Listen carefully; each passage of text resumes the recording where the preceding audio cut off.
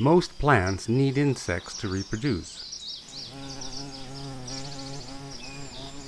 Bees, butterflies, wasps, beetles, and moths are but a few of the insects that fertilize plants by transporting pollen from one flower to the next.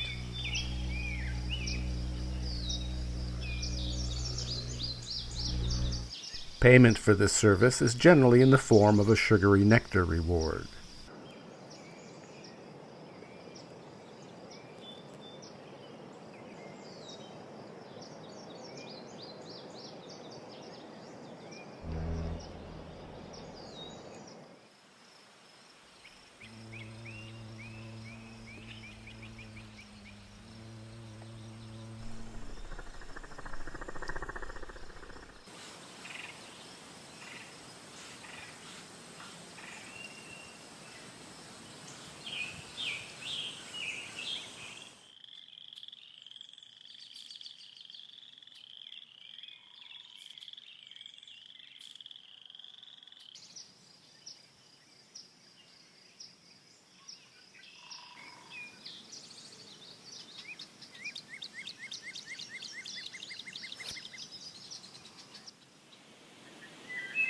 Other times, it's the pollen itself that insects collect.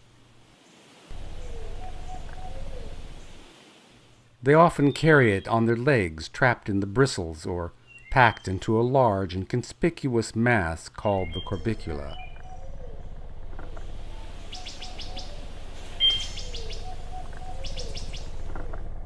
They use the pollen to feed their young. The yellow touch-me-not caters specifically to large bees which burrow into the flower to reach the nectar spur at the very back.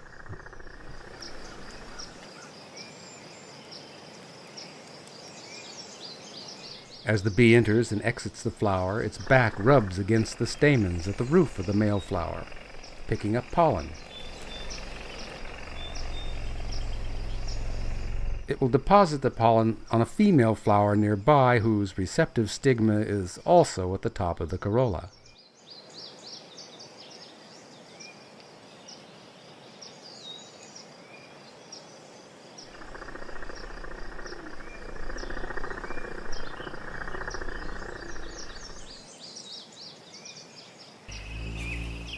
The blue lobelia also relies on bees for cross-fertilization.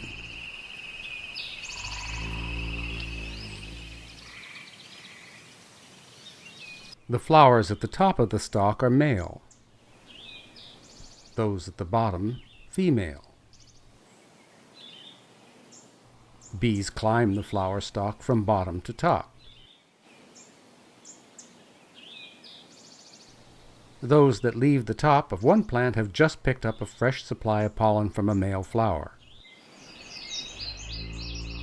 They then travel to the bottom of an adjacent plant where female flowers are ready to be fertilized.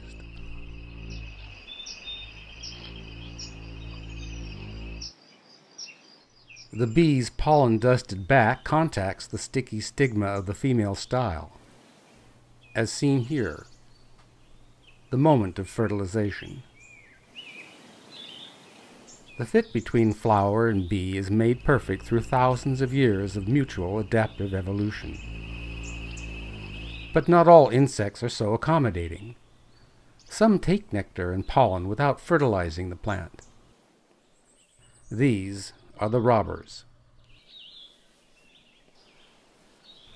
This long-nosed hoverfly, for example, is small enough to walk freely into the flower without touching the sexual organs above.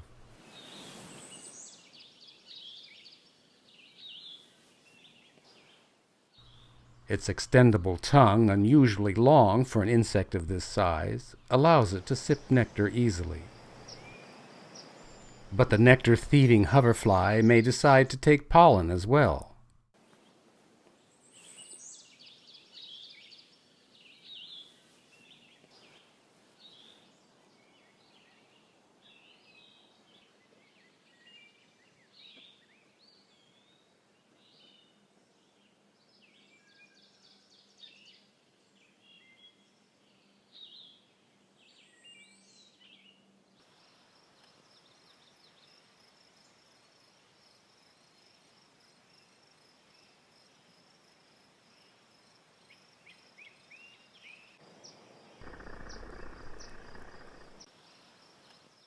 In the blue lobelia, it's the small yellow masked bee that works the stamens for pollen.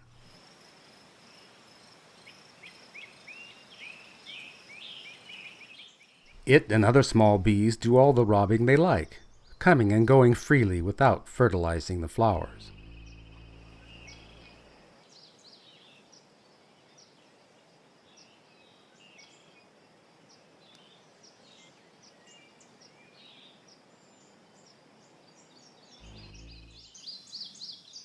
But even bumblebees that are large enough to fertilize the blue lobelia, and normally do, may defect to the side of the robbers. Frequently they discover holes that have been chewed into the base of each flower by other insects, and quickly learn that this back door offers easy access to the nectar pool.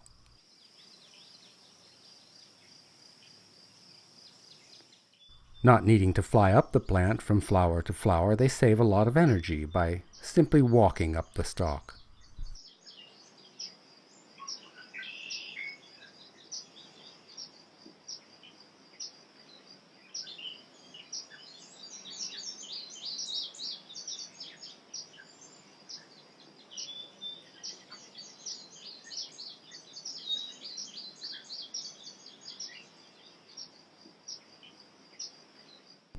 Bees may also take advantage of holes chewed in the flowers of monarda, or lavender bee balm,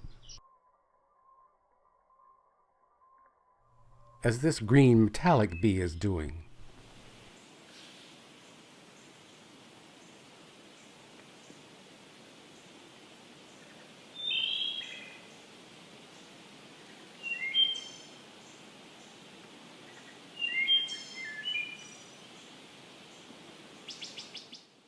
And this larger bumblebee.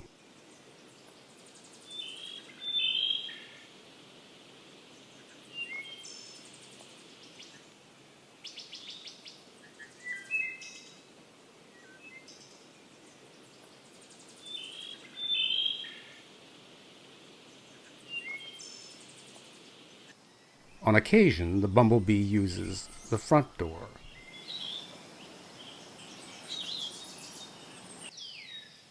Although called robbing, the act of thievery, according to some studies, may actually benefit the plant.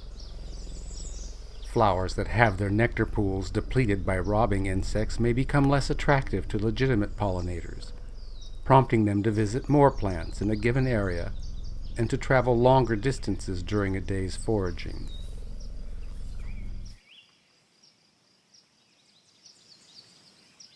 This floral promiscuity increases the chances of cross-fertilization, which in turn promotes the overall fitness of the species. Although it may look like the robbers are cheating the plant, they are probably doing it a favor in the long run.